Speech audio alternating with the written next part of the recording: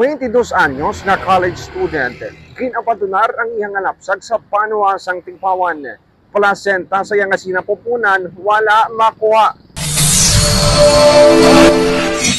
Wala makuha ang placenta sa sinapupunan sang 22 anyos nga college student.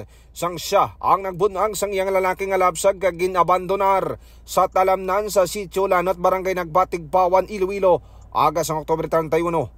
Sinaki Police Captain Alfred Mansoy ang hempe sang Tigpawan Municipal Police Station nga posible alas 3 ang kagahon nagbatang Iloy kag ginabandonar ang lapsag ginabantag 500 metros ang antad sa ilang balay. Natumod ang Iloy bangod may nakakita sang ginbili ng lapsag kag mayara sang cleft palate. Nakakulbaan ang Iloy nga may baluan sa nga ginikanan nga siya ang nagabusong. Rason niya ginabandonar ang lapsag pahayag pa sang pulis. Gindala naman sa Western Visayas and Medical Center ang lapsag lakip ng Iloy kag estable na ang ila kondisyon. Dugang pa sa pulis mga ka-K5 na nagadepende naman sa rekomendasyon sa Department of Social Worker and Development o kon DSWD kung pasakaan nila sang kaso ang Iloy.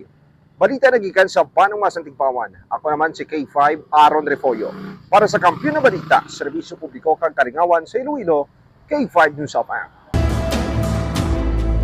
Ang ining balita ang ginadulong sa inyo sang DTX Coffee Mix. Himo sa natural nga sangka pareho sang amarkuso, chia seeds, sugared cane extract powder. DTX Coffee Mix. Nakakapi ka na, naka-detox ka pa. DTX Coffee Mix. Mabakal sa mga butika.